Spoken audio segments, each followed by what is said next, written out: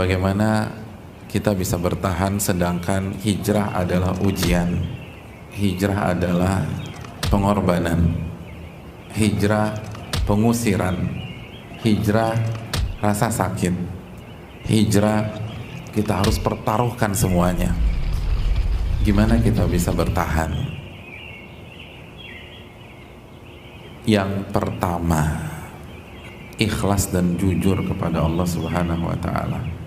Allah berfirman tentang orang-orang yang hijrah dalam surat Al-Baqarah ayat 218.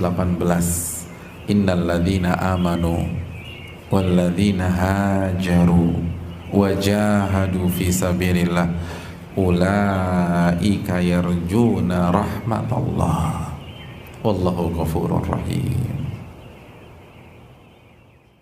Sesungguhnya orang-orang yang beriman dan orang-orang yang berhijrah dan orang-orang yang berjihad di jalan Allah Subhanahu wa ta'ala, mereka adalah orang-orang yang hanya mengharapkan rahmat Allah. Mereka tidak mengharapkan pujian. Mereka nggak peduli tentang eksistensi di masyarakat, di sosmed, di lingkungan kerja, di lingkungan kampus. Ingat, bukan tidak eksis, tapi bukan itu tujuan mereka. Bukan terkenal, tapi bukan keterkenalan yang menjadi tujuan dan ambisi mereka. Makanya apa kata Nabi SAW tentang orang-orang yang ikhlas? Kata Nabi SAW, orang yang ikhlas itu kalau ditempatkan untuk nimba-nimba dan nuang-nuang air, semangat tuh nimba-nimba sama nuang air, semangat nih.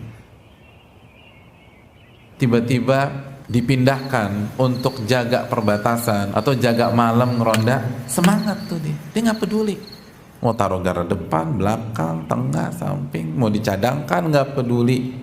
Kenapa? Karena yang penting rahmat Allah.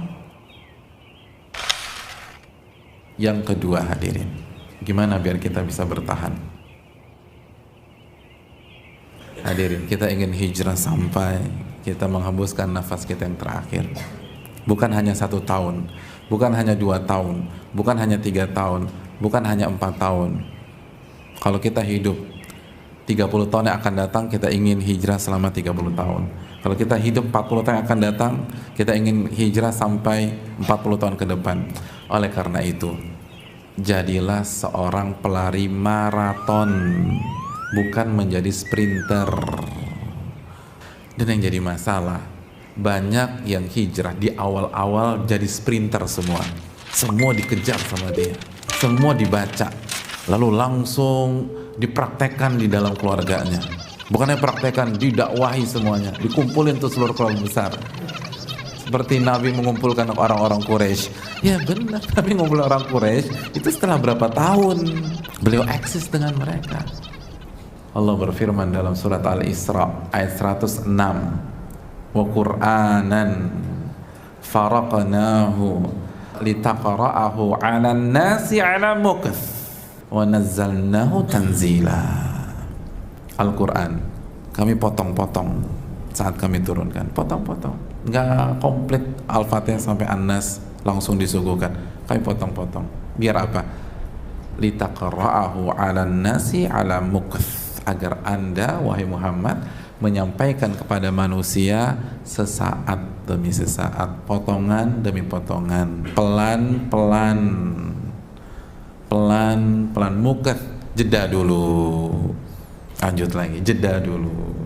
Wa nazzalnahu tanzila, dan kami turunkan itu secara berangsur-angsur, bertahap, khususnya dalam belajar dan dalam mengamalkan. Karena kan belajar otomatis harus berjalan paralel dengan pengamalan. Jadi kalau belajarnya bertahap, pengamalannya juga akan mengikuti proses belajar. Makanya ketika para ulama menjelaskan belajar yang bertahap, mereka menggunakan hadis makana rifqu fi syai'in illa zanah. Tidaklah kelemah lembutan itu berada dalam sebuah kondisi kecuali akan menghiasi kondisi tersebut. Jadi bertahap dalam belajar dan berhijrah dinyatakan oleh para ulama sebagai kelemah lembutan dalam berproses. Innallaha rafiq yuhibbur rifqa fil amri kulli aw kama qala. Allah tuh yang maha lembut dan Allah suka kelembutan di dalam setiap situasi. Dan sebaliknya, wa ma nuzi'an syai'in illa syana, tidaklah kelemah lembutan dicabut kecuali akan merusak kondisi itu. Ketika kita hijrahnya nggak lemah lembut, semua ditabrak, semua gerasak gerusuk, semua cepat, semua injak gas, hancur, kata Nabi SAW, hancur. Syana, akan merusak tuh. Sabar, pelan-pelan. Lalu yang terakhir, ilmu yang kita lakukan bertahap itu harus kita amalkan.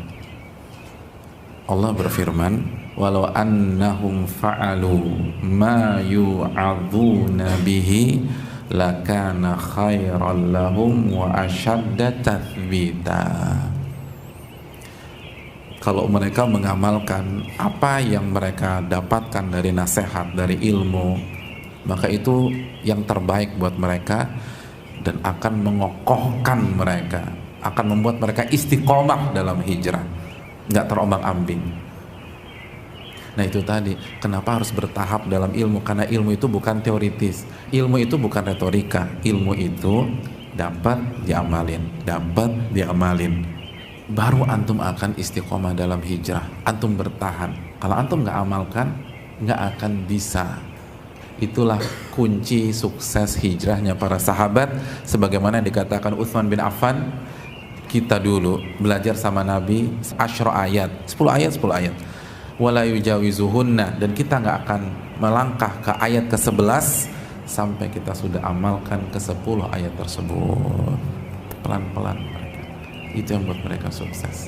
Pelan-pelan. Bertahap.